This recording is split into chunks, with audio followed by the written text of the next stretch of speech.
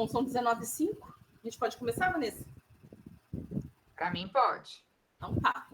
Gente, mais uma vez, boa noite a todos. Sejam muito bem-vindos ao segundo Seminário Nacional de Educação Bilíngue de Pessoas Surdas, aqui na Universidade Federal do Sul da Bahia, a UFSB.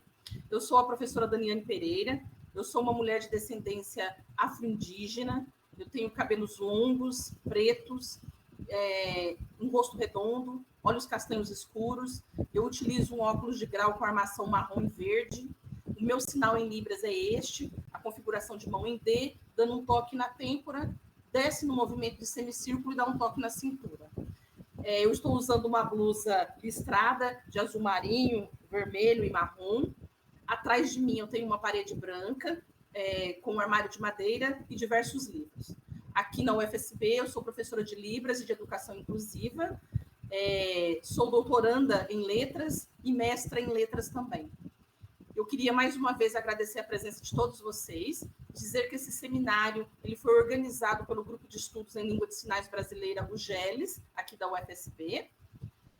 Quero agradecer também a presença dos tradutores e intérpretes de Libras, língua portuguesa, que estão com a gente hoje para tornar essa atividade acessível à comunidade surda. A gente está hoje com o Antônio Alves Cavalcante Júnior, da Unifespa, a Charlene Cardoso Andrade, da Secretaria Estadual de Educação aqui da Bahia, a Cíntia Kelly Inês Freitas, da Uniaselv, a Crisiane de Freitas Soares, da UFPEL, e a Maria Leidiane Rodrigues Pereira Reis, da Unimontes. Obrigada, pessoal. Quero dizer também que o nosso evento está sendo gravado. A cópia do vídeo vai ficar disponível no canal do YouTube Observatório Inclusivo UFSB. A gente pede que vocês se inscrevam no canal, ativem o sininho das notificações para receber um alerta assim que algum novo conteúdo for publicado e deixe seu like, tá? Durante essa atividade também, a gente pede que, para melhor visualização da equipe de suporte, vocês possam participar, interagir com a professora Vanessa.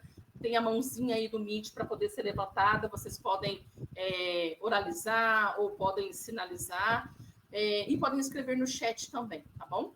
Até o final desse encontro, a gente também vai disponibilizar uma lista de frequência. Por fim, a gente solicita, por gentileza, que, com exceção da palestrante convidada e dos intérpretes de Libras, a gente deixe os áudios e as câmeras desligados para facilitar aí a visualização dos tradutores e intérpretes de Libras, língua portuguesa, por parte das pessoas surdas. Eu fixei aqui a professora, o slide, vou ficar fixando todos os intérpretes de Libras, mas se a gente fechar as câmeras, facilita mais. Bom, e para a gente dar início, então, a essa segunda noite do segundo Seminário Nacional de Educação Bilíngue de Pessoas Surdas, com o tema Modalidade Bilíngue de Ensino de Surdos e os novos desafios para sua implantação, currículo e avaliação do ensino em Libras, eu convido a professora doutora Vanessa Regina de Oliveira Martins. Ela é da UFSCar, da Universidade Federal de São Carlos. Ela é pós-doutora sênior pelo Conselho Nacional de Desenvolvimento Científico e Tecnológico, a CNPq, no programa de pós-graduação em Educação na Universidade do Vale do Rio dos Sinos, a Unicinos. Ela é doutora e mestra em Educação pela Universidade Estadual de Campinas, a Unicamp. Ela é graduada em Pedagogia com habilitação em Educação Especial pela PUC. Ela é especialista também em Psicopedagogia Institucional e Clínica, professora adjunta 4 no Departamento de Psicologia da Universidade Federal de São Carlos. Ela coordenou o curso de bacharelado em Tradução e Interpretação em Libras e Língua Portuguesa de 2019 a 2023. Ela é docente vinculada ao Programa de Pós-Graduação em Educação Especial, PPGEES, da UFSCar.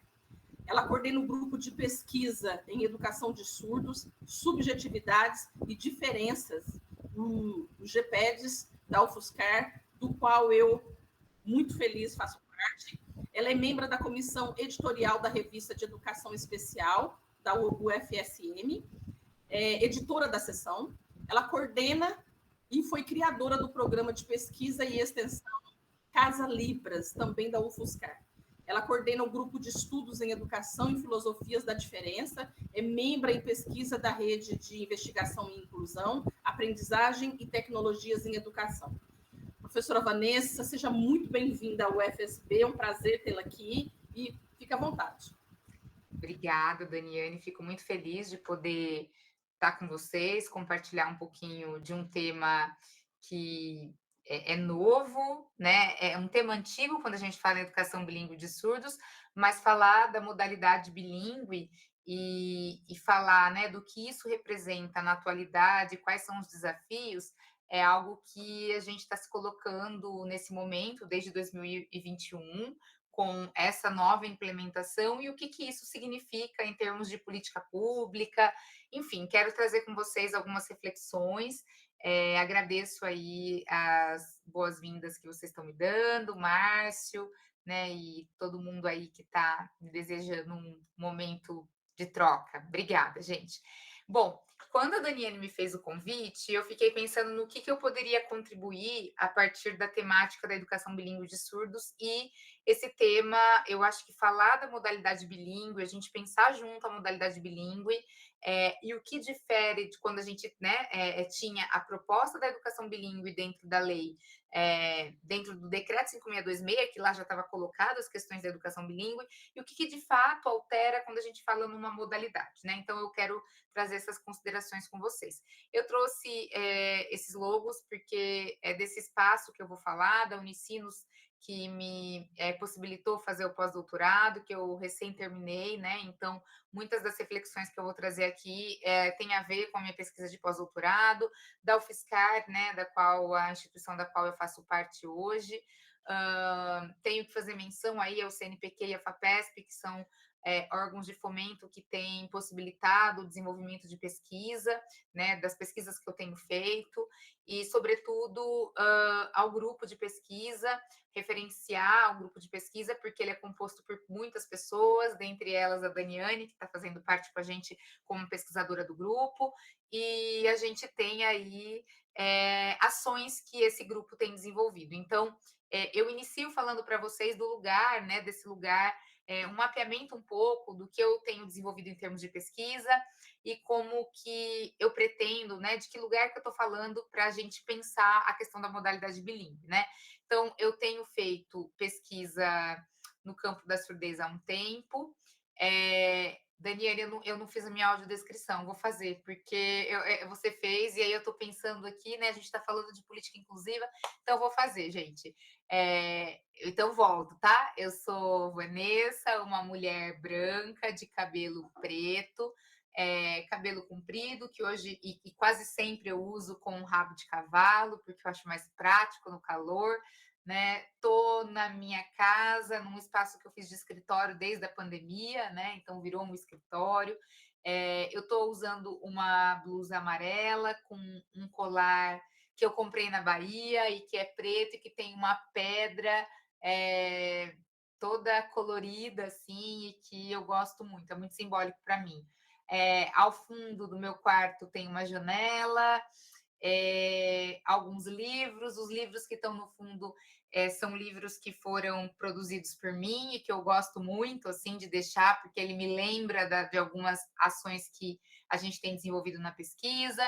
E tem uma bonequinha no fundo que eu ganhei de uma aluna muito querida, que eu não conheci pessoalmente, né? Na verdade, assim, ela fez e eu não a conhecia porque eu fui professora de um curso de segunda licenciatura, do qual eu acho que o Márcio, né, Márcio, a gente se conheceu dessa graduação, curso de segunda licenciatura em educação especial.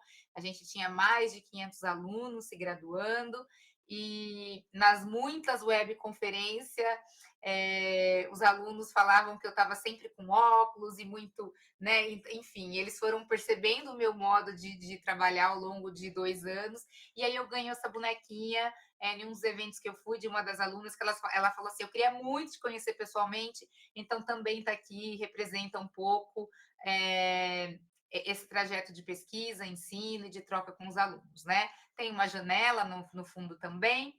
Então é isso, estou nesse espaço e agora vamos então passar a falar do mapa que eu trago e também aproveito para descrever um pouquinho a imagem, né?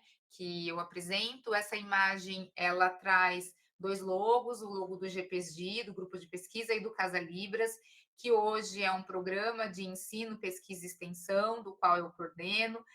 Eu sou líder do Grupo de Pesquisa do GPSG e coordeno o programa de ensino, pesquisa e extensão do o Casa Libras, né, que a gente chama de hashtag Casa Libras, e que ele emerge a partir das pesquisas no campo da educação bilíngue de surdos, sobretudo voltado à educação infantil e anos iniciais do ensino fundamental, primeiro a quinto ano, e por isso que ele é mais voltado ao público infantil, embora a gente tenha ampliado um pouco as ações ao público mais adolescente, né?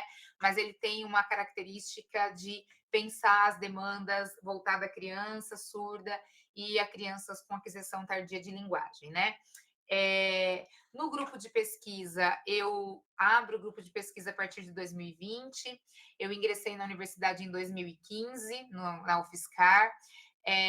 Antes de ingressar na universidade, eu fui professora bilíngue do município de Campinas, então eu trabalhei 9 anos na rede pública de Campinas, e foi nessa rede que eu me constituí professora bilíngue, porque eu tive a oportunidade de trabalhar num programa que foi assessorado à época pela professora Cristina Lacerda, e como eu sou educadora especial, na rede de Campinas, em 2010, a gente teve uma proposta, né, de 2009 a 2010, uma proposta de transformar escolas polo bilíngue de surdos, e naquele momento eu fui convidada a ser responsável por salas multisseriadas com grupos de surdos de primeiro a quinto ano, era uma sala, né, então, com os dois ciclos, ciclo 1, primeiro a terceiro, ciclo 2, quarto e quinto, e muitas coisas em relação à docência de criança surda eu aprendi ali, né? A gente sai da graduação e a gente só aprende mesmo quando a gente está na escola, quando a gente vai lecionar, quando a gente se depara com tantas questões que a teoria apresenta, mas que a prática de fato faz a gente incorporar e ter um aprendizado que só nesse espaço a gente consegue ter.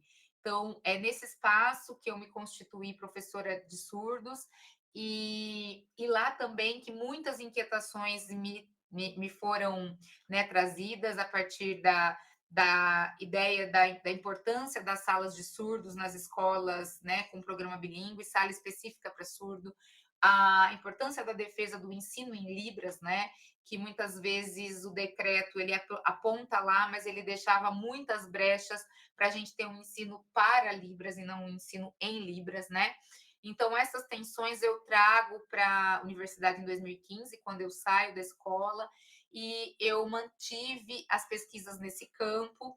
Em 2020, então, eu já estava com um grupo de orientandos de mestrado e doutorado, e aí sim eu consegui criar o grupo de pesquisa pelo CNPq, do qual a gente hoje já teve, né, algumas produções aí, então uma quantidade de mestrado, a época em que eu fiz um print aí desses resultados, a gente estava com esses dados, né? A gente tinha tido 8 mestrados, 4 doutorados, bolsista de iniciação científica, bolsista FAPESP, que tem trabalhado, né, no programa, e outras, né? Então, pesquisas que foram saindo dali, saindo a partir desse grupo de pesquisa, e vinculações que a gente tem feito com a RIAT, que é um grupo que tem discutido, né, internacionalmente as questões de inclusão, liderado pela professora Maura Lopes, né, da qual eu tive a oportunidade de fazer o meu pós-doc com ela. Tenho estabelecido uma parceria bem profícua com o professor Leonardo Peluso, do Uruguai, né, da Universidade Udelar, e com ele tenho trabalhado na perspectiva da textualidade diferida, do conceito de produção de texto, e aí essa produção de texto por meio de videogravações tem sido feitas no Casa Libras, a gente tem desenvolvido bastante material nesse projeto de extensão, e tive a oportunidade de uma vinculação com a Universidade de Barcelona para um desenvolvimento de um instrumento de avaliação que eu tenho feito a partir das pesquisas nos anos iniciais do ensino fundamental, né? E aqui eu não tinha colocado ainda, não, coloquei sim, a relação com Portugal, com a professora Cristina Gil, da qual a gente tem desenvolvido aí trabalhos voltados às questões culturais e olhando um pouco a dimensão de marcadores culturais quando a gente desenvolve projetos e propostas de material didático para surdos, né? Então, esses são um pouco dos aportes teóricos. Assim, o meu grupo de pesquisa tem trabalhado basicamente com os conceitos da filosofia da diferença. Eu trabalho com autores da filosofia francesa, Michel Foucault, Gilles Deleuze, Félix Guattari, né? Então, alguns autores aí da filosofia francesa, e eles têm sido suporte para pensar a dimensão do campo escolar, né? Em 2020, por conta da pandemia, eu tive uma dificuldade de terminar a coleta de dados de uma pesquisa que eu estava em desenvolvimento com a FAPESP, e a partir disso eu tive que reinventar modos de agir junto à escola. E daí que nasce, então, o Casa Libras, quando eu propus, e aí convidei o professor Guilherme Nichols, que é um professor surdo que tem trabalhado comigo na UFSCar, a gente desenvolver materiais literários informativos para as crianças sobre a pandemia, né? Depois disso, a gente foi desenvolvendo muitos outros materiais, então aí vocês vão ver um pouquinho do que a gente desenvolveu, né? A gente tem um quantitativo hoje, a gente está com... Aqui estava com 74 vídeos, a gente está com 78, mais ou menos. Nós estamos indo para o 3º campeonato artístico literário nacional com crianças surdas, então a gente tem feito algumas produções e é desse lugar que eu quero conversar com vocês um pouquinho sobre a modalidade bilíngue, né? Então, as pesquisas que me faz de fato olhar para a questão da modalidade, elas estão mais vinculadas a 2 pesquisas financiadas pela FAPESP 2020 e 2023, e a pesquisa do CNPq, financiado pelo CNPq, do qual saiu o meu pós-doutorado, tá? Daniane, você quer que eu espero a entrada do intérprete? Sim, eu achei que eu que não estava vendo aqui devido às 2 fixações. Tá? Qual o nome? É a Cris. Aqui agora. Obrigada, Cris. Valeu, Cris. Então tá bom. Obrigada aí, Cris. Bom, algo que eu começo a conversar com vocês e que eu gostaria de apontar em relação às demandas da educação bilíngue, que a gente vai percebendo a partir do programa Casa Libras, né, das pesquisas que a gente tem realizado, vou trazer algumas lacunas que a educação tem, que a gente tem enfrentado na educação quando a gente fala de ensino de surdos, né? E, sobretudo, aí eu vou falar dos anos iniciais da educação infantil e anos iniciais do ensino fundamental. Bom, questões. A gente tem que lidar com a aquisição tardia de linguagem de crianças surdas, né? Dado aí a falta que a gente tem de políticas públicas no sentido de identificação, triagem da surdez, identificação e trabalho no sistema de saúde pública para o incentivo do desenvolvimento linguístico em língua de sinais para esses pais quando eles têm a notícia da surdez, né? Então, muito mais a política pública de saúde tem direcionado ainda a perspectiva patológica da surdez, então, pensado aí nas questões de implante coclear, orientações fonoaudiológicas e esse trabalho aí voltado ao reparo da linguagem, ao reparo da surdez. E quando a gente vai se dar conta na escola, quando essa criança é percebida enquanto criança surda na escola, a gente já tem instaurado um atraso de linguagem desse sujeito, né? Então, muitas vezes, não é na educação infantil que as questões vão aparecer ou que as demandas vão apontar, porque a educação infantil a gente tem uma dimensão lúdica, uma dimensão que extravasa o espaço fechado da sala de aula, então possibilita a saída, o brincar em área aberta, né? Um menor adensamento de conteúdo. Então, a surdez vai sendo silenciada nesse momento e a gente brinca que a gente identifica crianças elas nascem surdas grandes, né? A gente fala assim, as crianças surdas nascem com 7, 8 anos. Porque é nesse momento em que lá no ensino fundamental, nos anos iniciais, começa a ter, né? A escola começa a perceber que há uma questão no desenvolvimento da criança, que aquela gestualidade que ela tem não é suficiente para que ela apreenda conhecimento, e aí começa o trabalho, ensina a língua de sinais, vai oralizar, o que vai fazer. Quando essa criança, por sorte, tem acesso a uma escola que tem um programa bilíngue ou uma escola de surda, aí nesse momento ela vai ser apresentada a língua de sinais. Todavia, a gente tem uma questão significativa que vai sendo identificada nas pesquisas e que eu tenho observado na medida em que a gente vai avançando nos estudos, né, no campo da surdez, que há o atraso de linguagem, ele vai trazendo para a criança e para o adolescente um atraso cognitivo, não porque tem uma deficiência intelectual, mas porque a falta de uma língua, de um estímulo de uma língua, no momento propício, vai fazendo com que essa criança tenha uma menor conceitualização. Então, se a gente vai para teorias que vão desenvolver estudos da linguagem, a gente vai ver a importância da língua na instrumentalização do pensamento, como que os signos linguísticos vão colocando palavras, vão trazendo dimensões de sentido para a existência humana. E esse atraso na linguagem vai acarretando atraso no desenvolvimento, né? Então, quando a gente coloca a criança lá na escola e a gente vai apresentando a língua de sinais, pouco tem se visto quais são as etapas e em quanto tempo a gente vai ter que trabalhar com o desenvolvimento dessa língua, da língua de sinais, para que haja, né, qual é o desenvolvimento ali, 3, 4, 5 anos, para que essa criança tenha uma apropriação de fato da língua de sinais, né? Então, eu tenho chamado nas pesquisas atenção para a gente dizer, né, atenção na educação, para a gente não falar mais L1, L2, né? Embora tenha sido um termo, e é um termo importante, a gente falar, né, da Libras como L1 e do português como L2, eu tenho usado, a partir das teorias da filosofia, usado 2 outros conceitos, né? Língua matriz e língua adicional. Língua matriz para pensar a Libras, porque não necessariamente é a primeira língua ou foi o primeiro contato com uma língua dessa criança. Muitas vezes ela vai trazer a gestualidade como uma língua, muitas vezes ela vai trazer, ela vai ter tido contato com a oralidade da língua portuguesa, né? Então, a visualidade da oralidade da língua portuguesa, então ela vai fazer leitura labial, ela traz uma compreensão da língua portuguesa, ainda que limitado, e muitas vezes não é a primeira língua, né? Então, eu tenho optado por falar em matriz, porque quando a gente fala em matriz, a gente fala em constituição, a gente fala aquilo que estrutura esse sujeito, aquilo que coloca ele na lógica do saber, na lógica das relações sociais da vida de poder e na constituição subjetiva, né? A partir do conceito de matriz de experiência que eu tenho usado em Michel Foucault.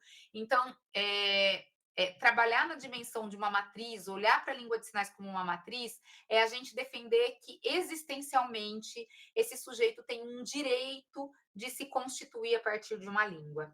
E eu tenho chamado de língua adicional porque quando a gente fala em português e a gente fala em L2, parece que fica assim, em segundo plano, mas não é segundo plano, porque esse sujeito convive com essa língua também. Ela é uma outra língua, assim como outras, né? Nessa sociedade plurilingüe que a gente vive, embora a gente não reconheça o Brasil por conta da ideologia que se tem de um país monolíngue, né? A gente não vai trabalhando com outras línguas que nos constituem também. Então, o português para a pessoa surda, ele não é só uma segunda, ele adiciona novos conhecimentos na língua matriz também. E por isso que quando ele vai escrever em português, ele traz a matriz, a língua matriz, para pensar essa outra língua. Mas essa outra língua vai adicionando também novos conhecimentos para esse sujeito, tá? Então, eu tenho trabalhado, depois eu vou respondendo as perguntas, tá bom? Eu tenho trabalhado com esses conceitos para a gente ampliar um pouco as discussões e pensar também no direito e nas especificidades da língua de sinais como uma língua de modalidade oral auditiva. Porque muitas vezes as buscas que a gente tem feito de discutir o ensino da língua portuguesa, o ensino da língua de sinais, a gente tem adotado estratégias metodológicas de ensino de língua oral. Porque é óbvio, né? A língua oral tem uma tradicionalidade. Então, quando a gente vai falar de segunda língua, a gente vai lá no ensino do inglês, no ensino do espanhol, e vai adequando e pensando estratégias de segunda língua. E quando a gente pensa em uma língua adicional de nova modalidade, quais são as especificidades que essa língua de modalidade gesto-visual traz. E, sobretudo, qual é o desenvolvimento dessa criança, né, que tem uma aquisição tardia de linguagem e que ela tem etapas para o processo, então ela não vai ter fluência na língua de sinais, mas ela vai adquirir, ela vai ter aquisição dessa língua. Isso é outro conceito que equivocadamente é sido usado nas escolas. Então a gente fala, o meu aluno não tem fluência na Libras, né? Quando a gente tem que pensar na fluência na leitura de uma língua adicional, porque a gente não mede fluência de uma língua matriz. A língua matriz, ela se exercita na pessoa, né? Então a gente não fala, eu estou vendo se a minha criança ouvinte lá da escola, ela tem fluência no português. Eu falo se ela está letrada, eu falo como ela se insere nessa língua. Então, a gente trabalhar com esses conceitos também amplia a questão da educação, tá? E o que eu tenho trabalhado e que eu gostaria de trazer como tese para vocês, que é o que eu trouxe no meu pós-doutorado, né? De que a gente tem um problema educacional e por que é tão difícil e foi tão necessário a gente pensar na modalidade, ainda é questionar e tensionar a modalidade bilíngue, porque a educação de surdos na proposta bilíngue, ela tem se estabelecido a partir do viés da acessibilidade, como uma assistência. E o que isso é complicado? E é muito complicado, tá? Então, eu vou pular alguns dados e vou entrar nesse dado aqui do meu pós-doc que eu levanto, né? É um problema quando a gente fala que a educação bilíngue de surdo, e aí a gente está falando da Lei Libras, do Decreto 5626, que ele está vinculado, e a educação de surdos, ele está vinculado ainda na pauta da educação especial, e quando a gente fala da pauta da educação especial, a gente fala da acessibilidade. O que é acessibilizar alguma coisa, um espaço? É você possibilitar o trânsito, né, então, de um mesmo local, por pessoas que têm condições diferentes. Todavia, você não muda o espaço. O que a gente tem feito? A gente cria modos de que esse sujeito acesse aquilo que já estava colocado lá. E é exatamente isso que a gente faz com a educação de surdos. A gente vai lá e toma o currículo para ouvintes, e aí a gente vai acessibilizar na língua de sinais.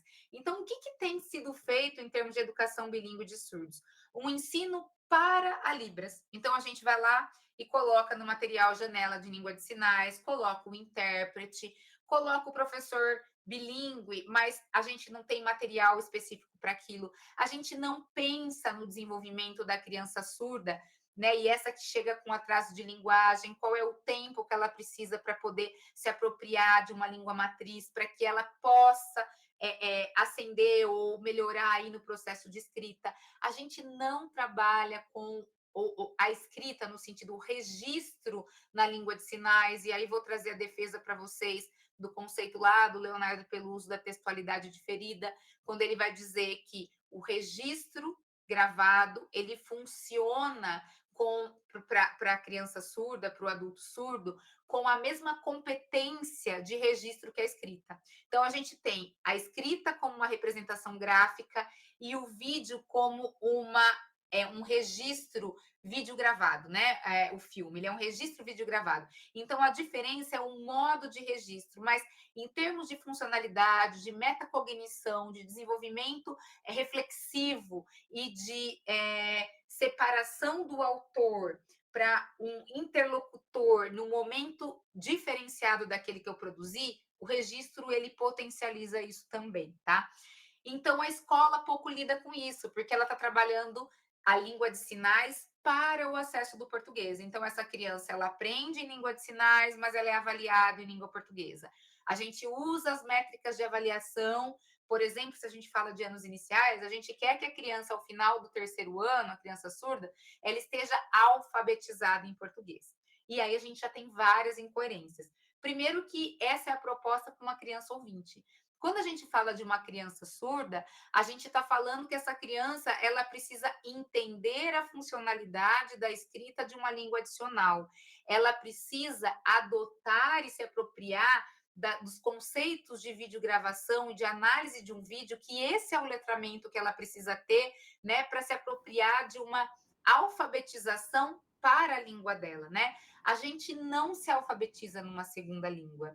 Nenhum de nós aqui que aprendemos inglês, a gente fala que eu fui alfabetizado em inglês. A gente fala que a gente teve, né, um letramento, que a gente tem fluência na leitura, que a gente tem um inglês instrumental, mas a gente não mede alfabetização, por quê? Porque a gente não aprende uma língua adicional ou uma segunda língua na relação grafema-fonema, como a gente aprende línguas maternas, né? Então, já está aí um problema quando a gente fala em alfabetizar surdos na língua portuguesa. Então, desde os conceitos, os primórdios dos conceitos que são trazidos para pensar a educação, eles estão na via do acesso, né? Quando eu faço um levantamento no meu pós-doc, eu vou fazer um estudo documental das leis, e aí eu tenho trabalhado dentro da dimensão do direito, né, dos direitos humanos e direitos linguísticos, eu vou perceber que a gente tem um problema. A Lei Libras e o decreto, eu fui fazendo um levantamento das 3 palavras, olha, acesso, acessibilidade e direito. Quando a gente faz uma análise da Lei Libras, a gente não tem o uso da palavra acesso, acessibilidade e direito. Não tem nenhuma menção sobre isso. Quando a gente vai para o decreto, a gente tem 14 menções que vão falar, que vão relacionar a Libras a acesso. A gente tem uma dimensão que vai falar da acessibilidade. E a gente tem 4 dimensões que vão falar do direito. E quando fala do direito, né, do direito, não fala da Libras, fala da língua portuguesa. Então, se vocês tiverem a curiosidade de olhar lá quantas vezes aparece a palavra direito e olhar no decreto 5626, vai falar que a criança, embora ela tenha o acesso a Libras, ela tem o direito, a família tem o direito, que é a língua portuguesa, que é a língua nacional, tal, e isso começou a me angustiar. Quando a gente vai para as diretrizes do AE, aparece lá, né? Acesso, 3 vezes, acessibilidade, 9 vezes e direito, 2. Toda vez que fala de direito, está falando do direito à educação. Então, o que a gente consegue conceber sobre isso, né? Que quando a educação especial e a educação de surdos está dentro da educação especial, agora a gente tem essa cisão pensando aí da modalidade bilíngue, a gente está falando de acesso. Acessibilizar espaço físico é uma coisa. Acessibilizar materiais didáticos, então eu tenho um material em língua portuguesa que eu vou acessibilizar em braille. Eu estou mantendo o mesmo código linguístico, é outra coisa. A gente não fala em acesso a uma língua. Se vocês tiverem curiosidade de olhar documentos que vão falar do direito das comunidades indígenas, sempre é a dimensão do direito. O direito à língua, o direito à cultura. Por quê? Porque está vinculado ao direito humano. O que isso quer dizer? Que há uma concepção social de que a Libras é instrumento para a aprendizagem. Então, qual é o direito que é garantido para a criança e para a pessoa surda? O direito à educação. Isso é um direito existencial que está colocado lá. Mas não se fala do direito linguístico em língua de sinais. Por quê? Porque a Libras, dentro da concepção ainda do decreto e da lei, ela é colocada como um instrumento de acesso, como acessibilidade, como instrumento de acesso para. E quando a gente fala de um instrumento de acesso para, a gente não está falando de direito, de um direito linguístico, em que a gente vai valorizar outros aspectos culturais, outros aspectos que são da ordem de uma lógica existencial diferenciada quando a gente fala com uma política linguística, né? Então, se vocês tiverem curiosidade, eu acabei de publicar junto com a professora Maura Lopes, um artigo falando de direito linguístico educacional. Pode falar, Daniele. Não? E dentro desse texto, aí tem um pouco dessas descrições, e eu estou trazendo a concepção de direito, e como a gente pensa, então, e o que a gente pode fazer para avançar, o que a gente tem que fazer para avançar, e para que a educação não filie a educação de surdo enquanto acesso, mas como um direito. Direito de língua, direito existencial, né? E tudo mais. Bom, falando aí das questões de como a educação de surdo está vinculada ao acesso e não ao direito, a gente, né, eu trago para vocês alguns dados aí da pesquisa que eu desenvolvi em 2018 e que me fazia questionar essas questões para quando eu vou para o meu pós-doc investir aí na discussão do direito linguístico e das questões específicas para uma educação de fato com as diferenças. Não para, mas com. Porque quando a gente fala em com, a gente está falando em olhar para as especificidades, a gente está falando em não ter um padrão e criar do padrão uma lógica existencial do outro, mas tomar o outro como base de sua existência para pensar as políticas educativas, né? Então, nessa pesquisa que eu fiz, eu consegui levantar de que modo as redes públicas de ensino no estado de São Paulo têm propiciado uma proposta educacional bilíngue, né? E aí, o que, que eu evidenciei? Esses dois modelos, ó, modelo A e modelo B. Modelo A são programas bilíngues em que a gente tem salas multisseriadas de surdo, em que se tem só alunos surdos com professores bilíngues lecionando diretamente em língua de sinais. E modelo B são salas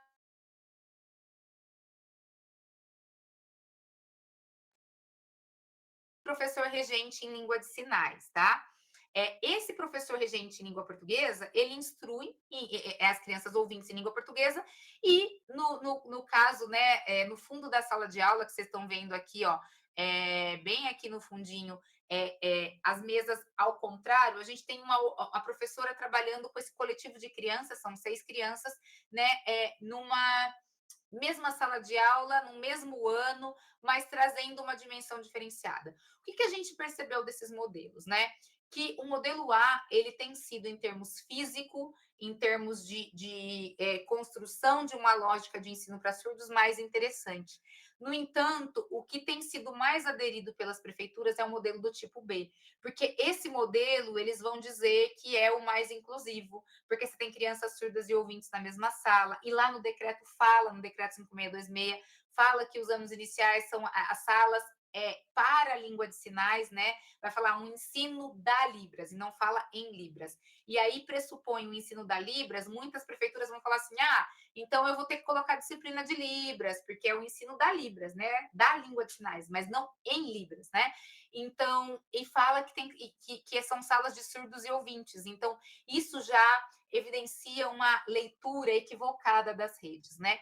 Quando eu faço uma análise geral, ainda que eu tenha um modelo A mais significativo, eu percebo algumas limitações desse modelo, ainda que se tenha um programa bilíngue, né? A instrumentalização da Libras está presente, ainda que você tenha professores bilíngues. Como? Porque as professoras elas não se sentem confiantes para fazer avaliações das crianças no desenvolvimento da língua de sinais, porque não se tem ainda instrumentos de avaliação. A gente ainda tem os instrumentos pedagógicos de avaliação de alunos surdos pautados para a educação para a lógica de alunos ouvintes. Então, isso dificulta. Falta de metodologias, de fato, que são voltadas para a criança surda, e ainda uma grande preocupação com o desenvolvimento da escrita. Então, elas estão lá fazendo o trabalho com a língua de sinais, sempre colado com palavra, com escrita em português, e pouco a dimensão da língua de sinais, né? Então, o que se nota? Uma instrumentalização forte da Libras presente ainda quando a gente tem a educação de surdos, né? Eu percebo isso quando eu faço pesquisa no pós-doc, né, olhando para as questões de direito e discutindo direito existencial para a educação de crianças surdas. Eu vou fazer trabalho com professores bilíngues de surdos que estão trabalhando com surdos, e alguns dados é chocante quando a gente vê. São professores que sabem língua de sinais, professores que defendem a língua de sinais, mas quando a gente pergunta assim, ó, qual que é a preocupação da gestão da escola e da família em relação ao desenvolvimento da criança surda? Olha aqui, ó, 45% diz que a gestão da escola está preocupada com a alfabetização na língua portuguesa. O outro percentual vai dizer que o conhecimento da Libras para acessar o conhecimento e a ênfase na língua portuguesa. Tá? A gente vai vendo como essa produção discursiva, como a discursividade que vem da legislação, da concepção sobre a língua de sinais, ela insere na escola e isso vai atingir diretamente nas práticas educativas, tá? A gente tem algumas respostas, assim, o que você, enquanto professor, espera desse seu aluno ao final do terceiro ano? E olha o que a gente tem mais, o que mais aparece, que essas crianças tenham domínio da Libras para aprender a escrita do português, que elas tenham domínio da Libras para aprender conhecimento. Nada se fala de que ela tenha domínio da Libras para a vida, para ela, que ela tenha o domínio da Libras, né? Então, isso mostra o quanto a escola está trabalhando na dimensão da acessibilidade, né? E quando a gente fala da nova modalidade bilíngue, o que isso traz de diferente? Bom, se a gente pensa, se a gente não discute a dimensão ainda da educação como no lugar, né, nas discussões que têm sido feitas como acesso e acessibilidade, se a gente não pleiteia e se a gente não tem novas diretrizes de ensino, novas pautas que vão trabalhar outras propostas curriculares que vão possibilitar o professor ter uma outra visão daquilo que ele espera ao final do terceiro ano, que não é a escrita do português, que talvez seja, né, trabalhar com o conceito de textualidade diferida. Eu tenho trazido alguns... pode falar, Daniane.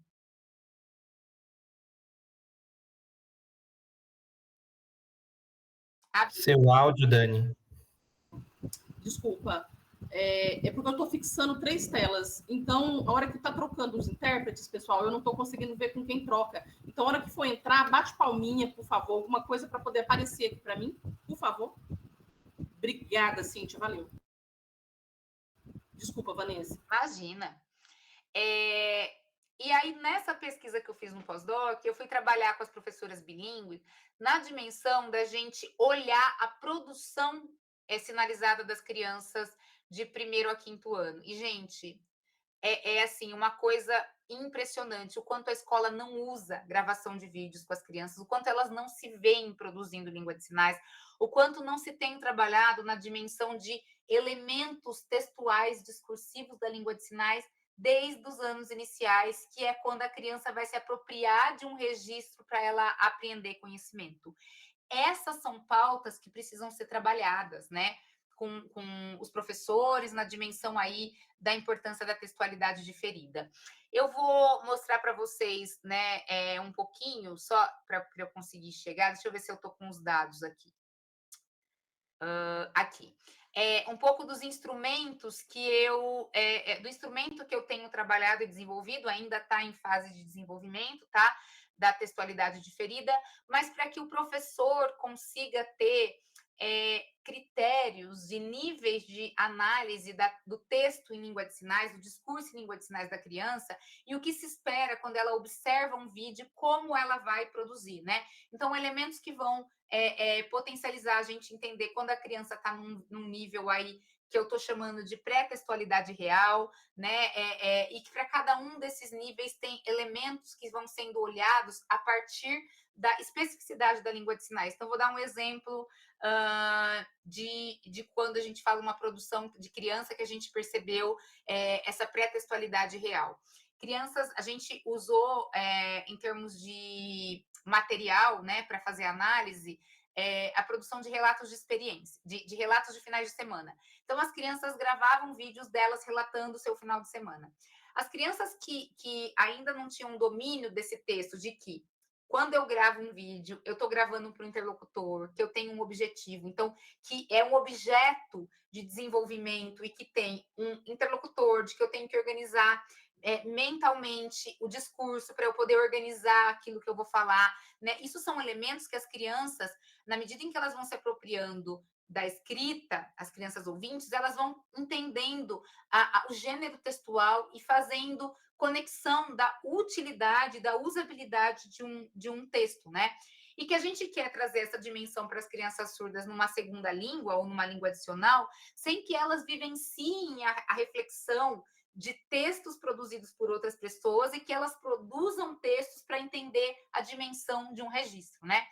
Então, essas crianças que estão nesse nível de pré-textualidade real, né? A gente percebia que eram crianças que, ao narrar aquilo que elas fizeram no final de semana, elas não tinham léxico para dizer, para simbolizar o evento ou aquilo que elas tinham gostado de fazer. Então, elas só conseguiam falar do evento quando elas estavam fazendo o evento real. Então, crianças falavam, eu gosto de andar de bicicleta. Então, elas tinham que estar andando de bicicleta para mostrar e falar, gosto. Ou era a alegria daquilo. Então, os pais capturavam, porque depois daquele momento, elas não tinham léxico para dizer daquilo e nem estrutura sintática para conseguir organizar isso em um texto em língua de sinais, né? Então, a gente foi olhando vídeos, né? A gente selecionou muitos vídeos de crianças para que a gente conseguisse aí desenvolver esses 3 níveis, né? Esses 4 níveis aí de textualidade diferida, olhando para a produção de crianças, tá? A gente ainda eu estou ainda publicando algumas coisas, eu estou com uma continuidade de pesquisa junto à FAPESP agora, e aí para conseguir, de fato, aplicar nas escolas, olhar a usabilidade desse instrumento, para ver se é legal para os professores, e claro que não é a ideia de fazer um instrumento de larga escala, mas um instrumento que seja favorável para o cotidiano desses professores, para eles terem da onde e de como avaliar essas crianças, né? Então, aqui tem alguns elementos, né, que foram analisados, né, em cada um desses níveis, em termos de estrutura técnica. Então, toda videogravação, a gente tem uma materialidade gravada e a gente tem que pensar nesses elementos de fundo, os componentes verbo-visual que estão nesse vídeo, e todos esses são elementos que têm que ser trabalhados com a criança. Estrutura linguística, então a gente vai olhando qual é o nível da captura, né, da questão da estrutura técnica dos vídeos que a gente recebe das crianças, e a estrutura linguística. Ela já tem referente quando ela está fazendo atividade, ela usa, né, um referente no momento real da enunciação ou posterior. Então, são elementos que vão nos ajudar a perceber que a criança, quando ela chegar no nível 4, ela está produzindo uma gravação em que tem uma textualidade diferida, que você tem um texto que é possível pensar em interlocutor, que tem elementos ali que vão possibilitar essa discursividade sair do momento de produção e ter uma compreensão para outros interlocutores, né? Eu não vou conseguir detalhar sobre isso, porque a gente, né, tem um tempo curto, mas eu quero voltar com vocês, então, da questão da modalidade bilíngue que a gente estava falando. Na medida em que a gente tem, em 2021, a modalidade bilíngue, eu escutei muita gente falando assim, nossa, e aí tinha a ver as questões os aflorecimentos políticos, né? Como foi um documento que sai na gestão do Jair Bolsonaro, e por N situações de ser um governo de extrema-direita, com poucas políticas públicas para minorias, então espanta sair em 2021, né? Mas sai em 2021 e a gente tem que historicizar, porque esse foi um movimento que se vem de muito tempo das comunidades surdas. Então, a gente teve movimentação da FENES, movimentação de muitas pautas para chegar nesse documento, que ele foi uma lei que foi aprovada por um partido específico e sai, sim, no momento do Jair Bolsonaro, e a gente tem inúmeras questões para dizer, né? Houve um grande uso da imagem, né, um uso político da imagem das pessoas surdas, então tem por que passar pautas desse tipo de documento, mas o que importa é que, de fato, esse documento tem uma relevância. Mas o que muda do decreto 5626, né, que já falava lá da educação bilíngue? Muda muita coisa, gente. Muda muita coisa. Por quê? Porque agora a gente tem uma lei que ela está inserida dentro de uma lei educacional, tá? Então a gente tem que olhar as esferas de legislação. O decreto 5626, ele está falando de uma perspectiva ampla de direitos dessa pessoa socialmente. Mas a gente pouco consegue mudar práticas educativas, porque o que muda a prática educativa é lei que interfere diretamente nas pautas educacionais. E a LDB, ela é a lei máxima para a gente pensar em gestão educativa. Então, na LDB, a educação de surdos estando vinculada à educação especial, a gente tinha que seguir a cartilha do que era colocado para a política inclusiva. Na medida em que aparece na LDB uma nova modalidade, e que hoje eu acho que são 6 modalidades educacionais, a modalidade quilombola, a educação indígena, do campo, educação especial, educação bilíngue de surdos, educação de jovens e adultos. Na medida em que a gente tem 6 modalidades, o que isso quer dizer? Quer dizer que a gente tem dentro do Ministério da Educação uma área que está pensando em diretrizes, em políticas que vão direcionar, né, vão fazer diretrizes para o Estado e município. Isso vai ser implementado rapidamente? Lógico que não, porque você tem uma lei, mas a lei está lá na LDB. Então, isso já movimenta, e a escola, o município já tem que começar a falar o que ele está fazendo para essa nova modalidade.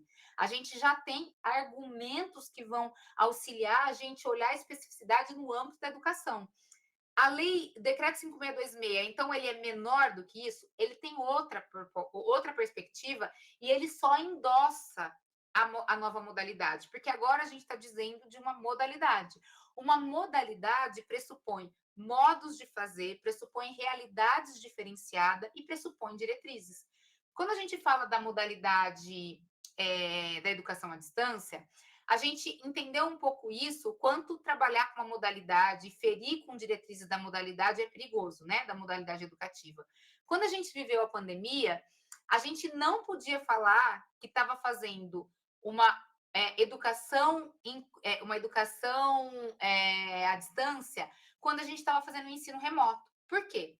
Porque uma educação à distância pressupunha várias questões. Pressupunha você ter um ambiente, um repositório para colocar os materiais, pressupunha que você tinha que ter texto base, que você não podia colocar lá um artigo qualquer, que você tinha que ter materiais orientados para isso, porque tem regras, tem regimentos dessa modalidade.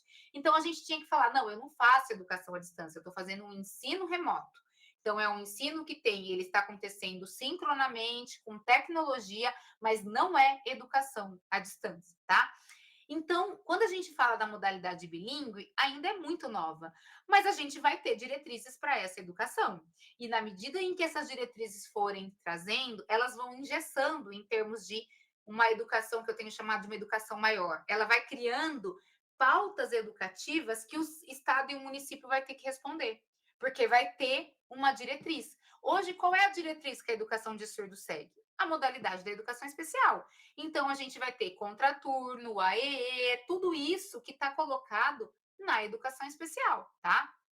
Bom, e aí a gente não pode dizer que o município está fazendo questões ilegais, se ele tem lá a sala de contraturno, se ele tem o educador especial. Só que a gente vai vendo que essa lógica vai colocando essa educação para uma acessibilidade. E a acessibilidade no campo educativo, quando a gente está falando de língua, priva o direito existencial desse sujeito, dessa língua, na diferença.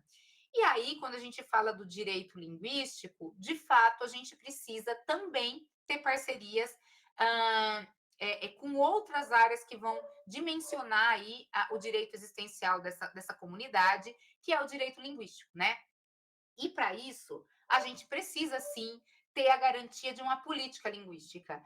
E uma política linguística para as pessoas surdas que ela seja reconhecida como uma política linguística para a gente alçar a mão disso e dizer na educação, olha, aqui, para garantir a existência desse sujeito, eu tenho que resguardar o direito linguístico que está legislado, assim como a comunidade indígena tem. Só que a gente tem que também olhar para as especificidades dessa população. Então, a gente não pode, e é o erro que a gente tem recorrido na educação de surdos, olhar lá nas bases teóricas, quando a gente vai falar de ensino de português para surdo, tomando adesão do ensino de línguas orais. Por quê? Porque não vai dar certo. E talvez seja isso que a gente tem mais de não sei quantos trabalhos falando de metodologia de ensino de segunda língua para surdos, e a gente tem um fosso homérico do trabalho de apropriação da escrita por pessoas surdas, porque a gente não sabe fazer. E a gente está tentando fazer olhando ainda modos de fazer das línguas orais. Aí, quando a gente fala da política linguística e a gente vai olhar para a comunidade indígena, a gente não consegue legislar. Por quê?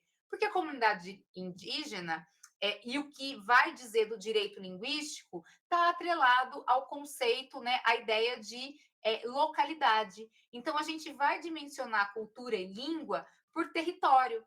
Então, a gente tem um resguardo do território da comunidade indígena. As pessoas surdas, elas têm uma dispersão. Então, a gente tem que criar uma nova forma de pensar em política linguística para surdos que vai falar de uma população que é dispersa, que vai falar de um direito que é de uma comunidade que ela não está numa localidade única, né? Então, a gente tem que olhar as questões que vão se falar lá da educação de indígena, mas resguardando o que é específico da modalidade e da comunidade surda, né?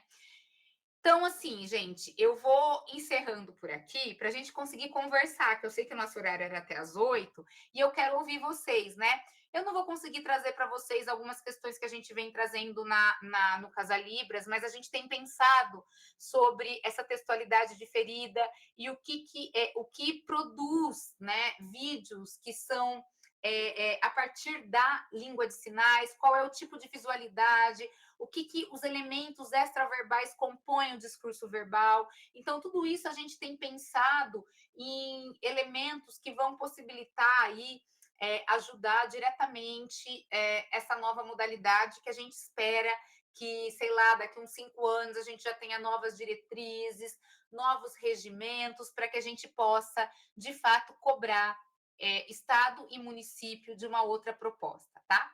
Então, eu vou abrir aqui e vou parar de compartilhar, porque daí eu consigo olhar as perguntas de vocês e aí ver. Não sei, Daniane, se você quer trazer algumas perguntas que foram feitas ou se eu vou olhando aqui, se achar melhor. Eu prefiro o que você achar melhor. Tá bom.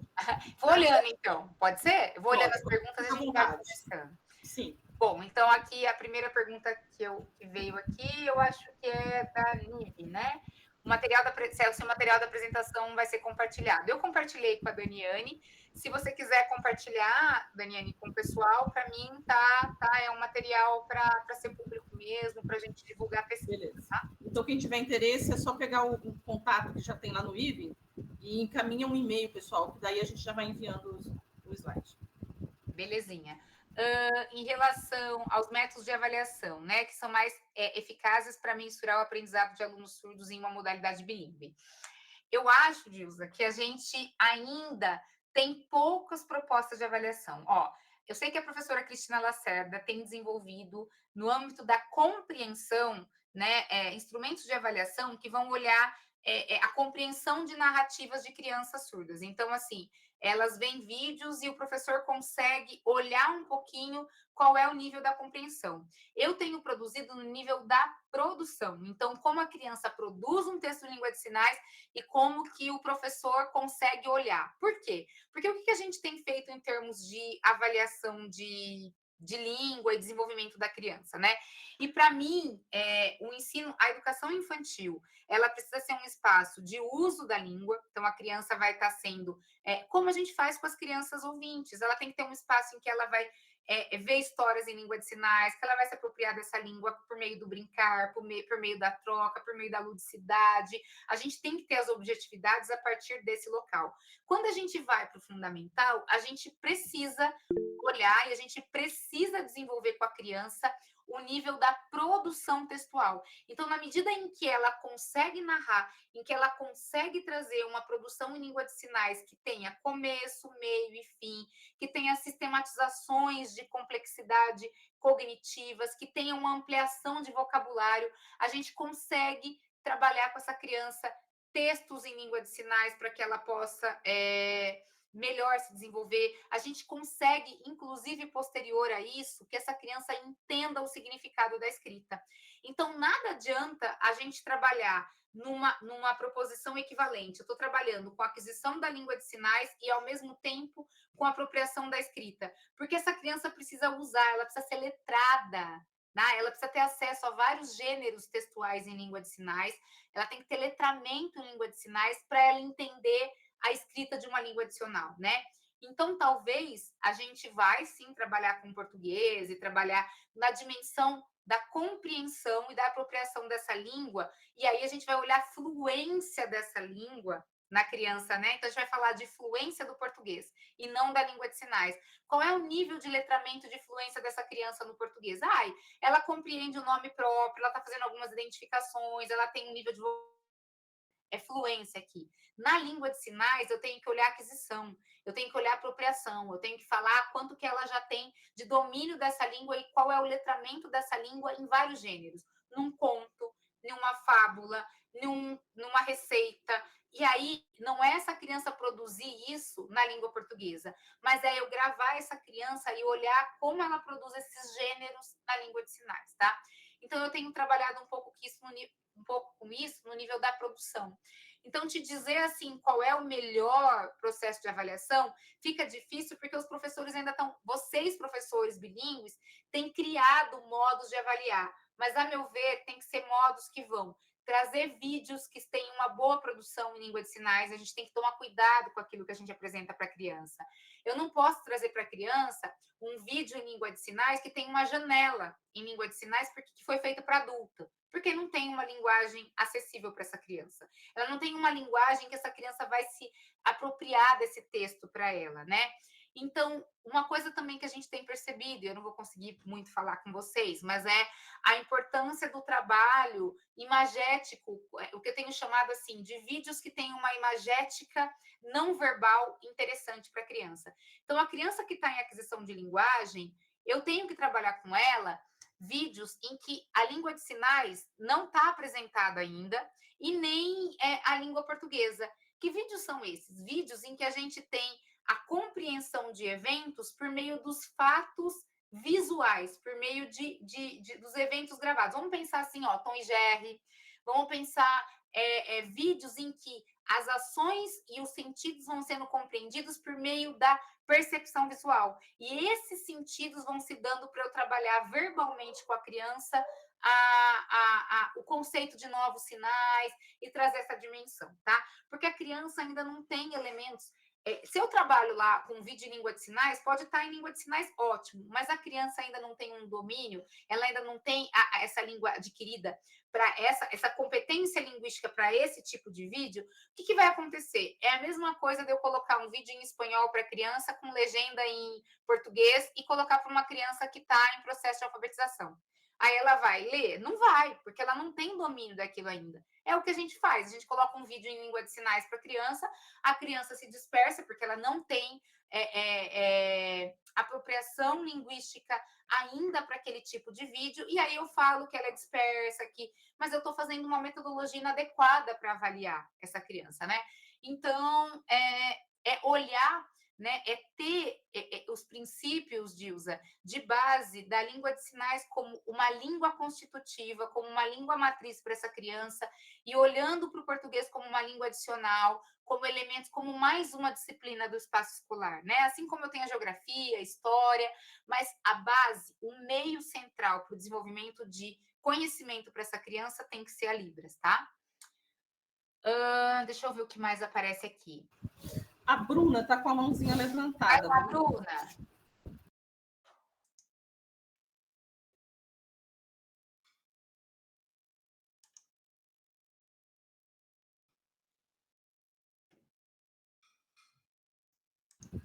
Eu não estou vendo a janelinha de Bruna. Alguém está vendo? Eu também não estou vendo e não estou ouvindo. Não sei se não está aberto.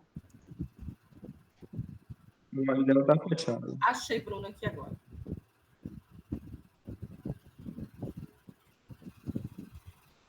Vai lá, Bruna. Abre o seu áudio.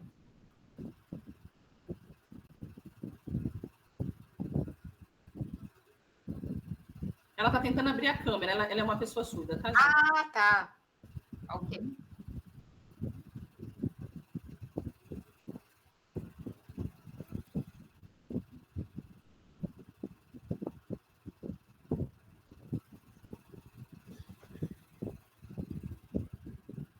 Tá bloqueada, não.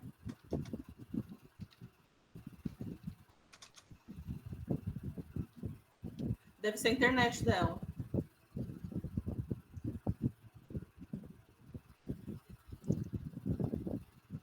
Aqui, ela entrou com outra conta. Deixa eu fixar essa daqui agora, só um minutinho.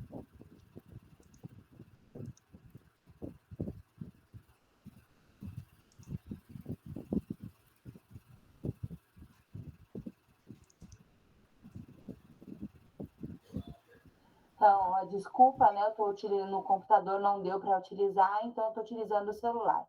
Então, a tua palestra é maravilhosa, de fato, as tuas considerações.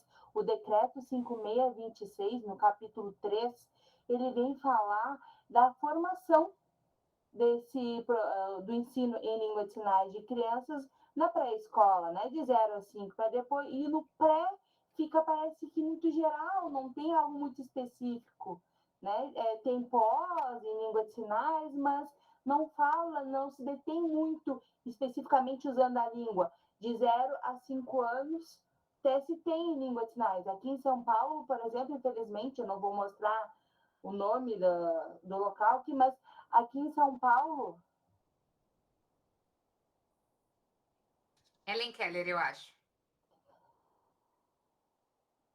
Tá, tem a Helen Keller, tá? Tirando essa, com exceção dessa, tem uma outra escola em que a maioria dos professores não sabe língua de sinais. Eu fico pensando, como vai ensinar essa criança, né? Como é que não tem uma fiscalização para poder ver isso? Não tem esses detalhamentos para poder se atentar, né? Para a criança poder em si adquirir essa língua para poder produzi-la posteriormente. Então, a comunidade, a sociedade nacional brasileira, de forma geral, coloca que precisa ter algo que fale sobre essa avaliação. Então, acho que esse decreto em si, ele precisa ter alguma correção, precisa ter alguns adendos para poder falar para crianças de 0 ao 5º ano ali, para poder trabalhar com a língua de sinais. Deveria se ter um adendo dentro desse decreto. Tá, eu concordo contigo, Bruna, porque o que acontece? Esse decreto, ele tá com ele é um foco específico de 1º ao 5º ano, né? Não tem, na verdade, esse foco específico de 1º ao 5º ano. Então, por isso que ele é falho. Ele, de forma geral, não tem uma construção muito aprofundada sobre isso.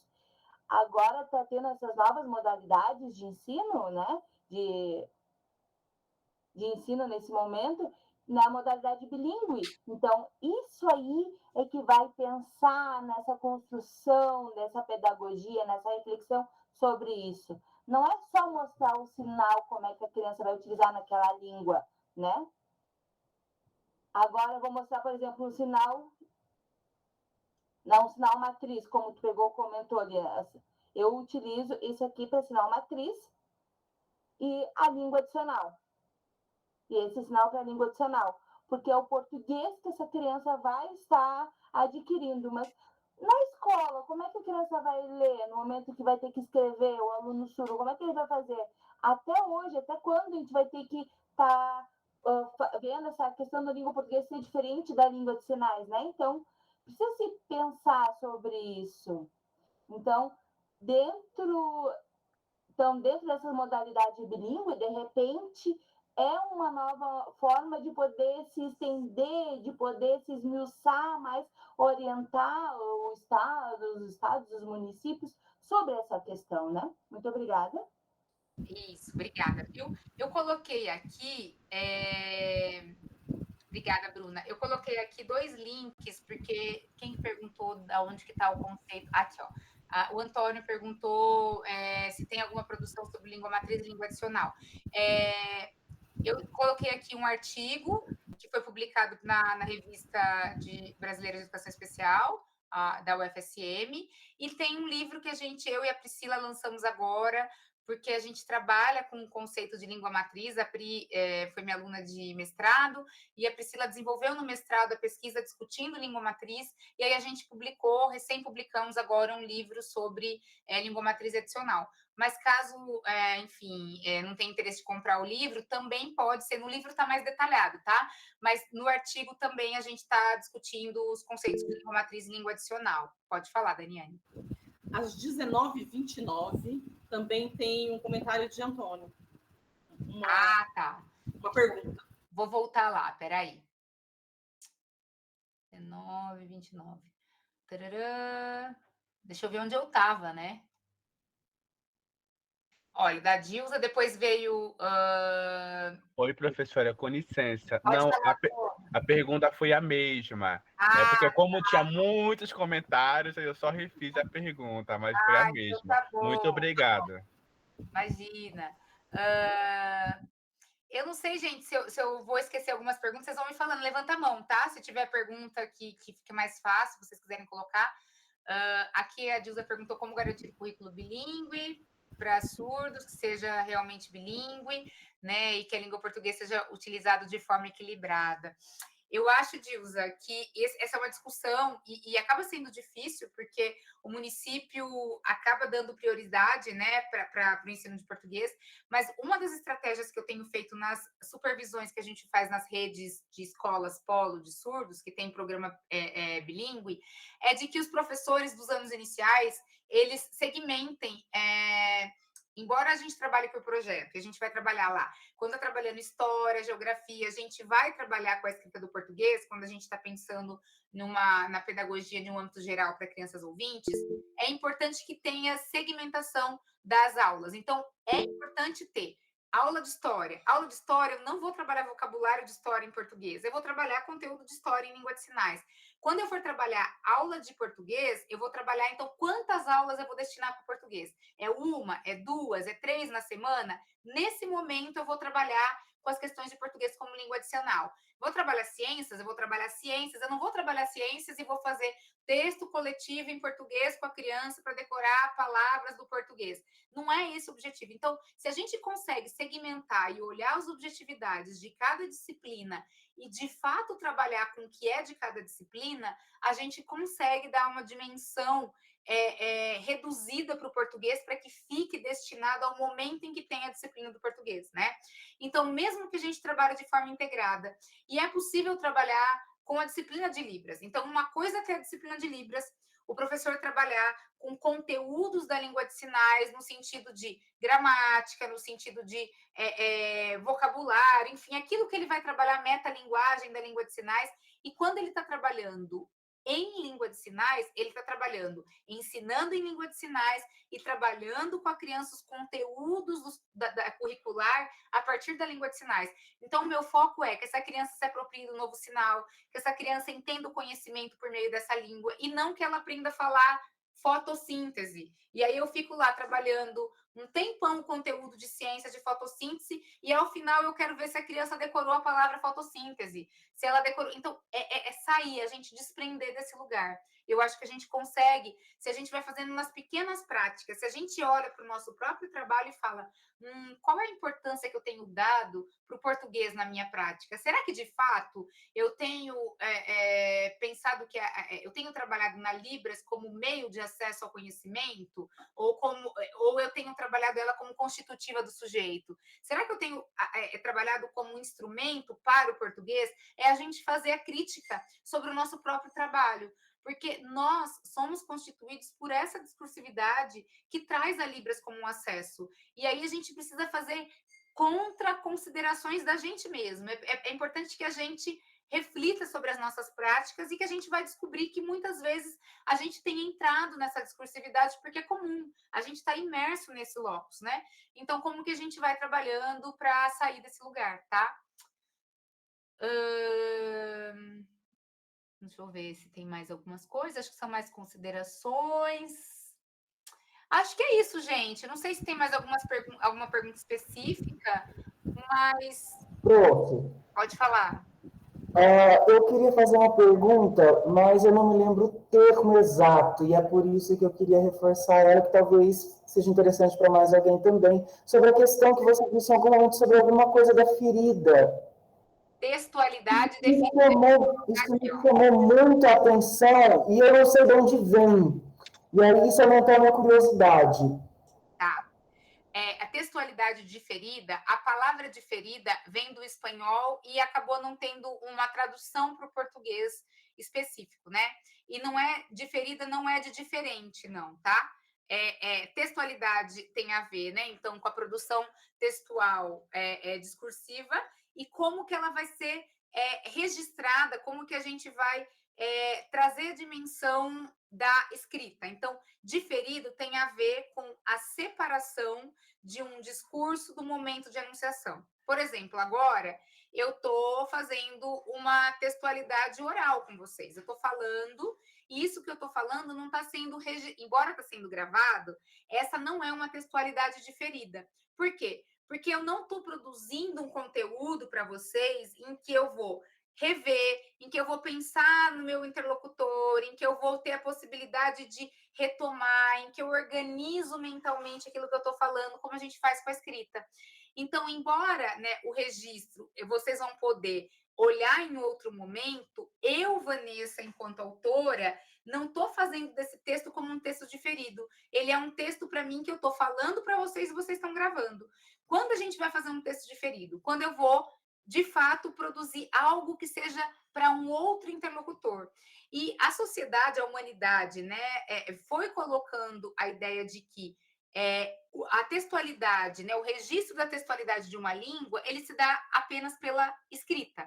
E por isso que a gente tem uma supervalorização, que a gente vai chamar escritocêntrica, né, que valoriza a escrita, porque a gente fala assim, bom, como que a gente vai registrar, memorizar as questões da humanidade? A gente faz livros, a gente tem todo um arsenal de conhecimento que foi sendo produzido socialmente, e que a gente tem isso, né? Esse patrimônio humano feito a partir da escrita. E por isso a escrita ganhou uma dimensão significativa, e por isso que a escola quer trabalhar com a escrita, para que a gente possa produzir textos, deixar memórias, ter um interlocutor e tudo mais, o papel da escrita. O Leonardo Peluso, quando ele desenvolve o conceito de textualidade diferida, ele está dizendo assim, bom, eu tenho duas formas de fazer uma separação do discurso do momento de enunciação, ou seja, criar um registro para ser acessado posteriormente, com um planejamento discursivo, tá? Porque para a gente falar de uma textualidade diferida, o autor tem que ter um planejamento discursivo do que ele está produzindo.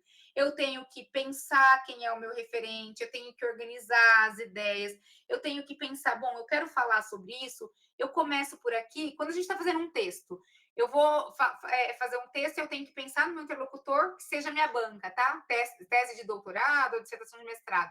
Então, eu falo, bom, eu vou começar apresentando esse conceito para depois eu explicar a metodologia, para depois chegar não sei o quê. Então, eu planejo o meu discurso e esse texto acaba sendo eternizado, porque eu tenho uma materialidade em que ele é inserido. A escrita se materializa através, né, de uma representação gráfica, em que eu vou colocar a discursividade, o texto, ele está sendo produzido pela representação gráfica de fonemas que estão sendo transcritos por grafemas. O que o Leonardo está dizendo? Que, dada o multiletramento e a produção aumentada da tecnologia com possibilidades de novos registros, a gravação, ela também se coloca como uma textualidade diferida. E ele está dizendo, inclusive, que a gente tem feito isso, o registro em gravação, não só as comunidades surdas, mas as comunidades ouvintes. Veja como a gente aprende muito hoje com podcast. Hoje, muitas vezes, a gente está escutando um podcast e ela não é uma representação gráfica, mas ela traz um conteúdo que foi diferido, porque o autor não está lá mais naquele momento, ele produziu um conteúdo a posteriori, com uma intencionalidade, com um planejamento, e eu estou absorvendo conhecimento por meio de um podcast. E aí, essa tecnologia do registro, ela potencializa o registro, a dimensão da materialidade da língua de sinais, porque ela é uma língua 3D. Então, na medida em que eu faço esse registro, aí a gente começa a pensar em elementos textuais dessa textualidade diferida. Bom, eu vou produzir uma poesia. O que eu preciso fazer em termos de olhar, em termos de movimentação de corpo, que vai fazer para o meu interlocutor entender que é um gênero poético, que não é uma narrativa? Eu só consigo trabalhar com esse adensamento de textualidade se, de fato, a gente usa a gravação como uma materialidade possível para fazer textos diferidos, para produzir com intencionalidade um registro que vai permanecer socialmente, tá? Então, não sei se eu te explico, mas assim, eu tenho algumas produções agora, junto com o professor Leonardo Peluso, mas são artigos que estão saindo ainda, e que vai sair. Eu produzi com a professora Maura Lopes também, e com o Guilherme, um livro sobre literatura surda e textualidade diferida. Então, logo vai sair pela Mercado de Letras, e aí eu compartilho com a Dani, e vocês que tiverem interesse vão ter acesso aí.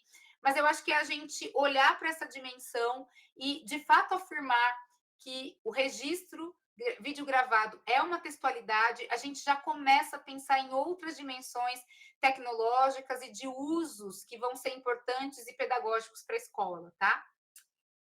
Acho que é isso, gente. Rapidamente, tá? A gente tinha muito mais coisa para falar da textualidade, mas... Né? Ai, Vanessa, que vontade de ficar aqui sentada só te ouvindo. Como diz o pessoal aqui no chat, muitos esclarecimentos. As pessoas geralmente já têm muita dúvida sobre a questão da modalidade de ensino bilíngue. Já confunde isso com o que se tinha no decreto. E aí você vem ainda com novidades para o povo, deixa o povo doidão. Textualidade diferida, vou ler também. Amém. São muitos agradecimentos, Vanessa. Bruna colocou ali maravilhosa, não vou nem falar com quantos A tem, quantas letras tem essa maravilhosa dela, sabe? O pessoal colocando aqui das informações que você passou, e realmente muitas informações que a maioria das pessoas realmente não tinham acesso.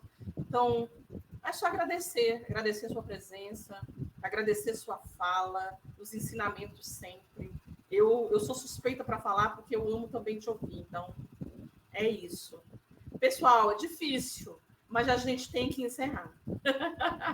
Eu super agradeço, Dani, de verdade, assim, a oportunidade de estar nesse espaço. Eu sei que é um evento de uma repercussão nacional muito significativa, então fico muito feliz de vocês terem me dado essa oportunidade de estar aqui com vocês.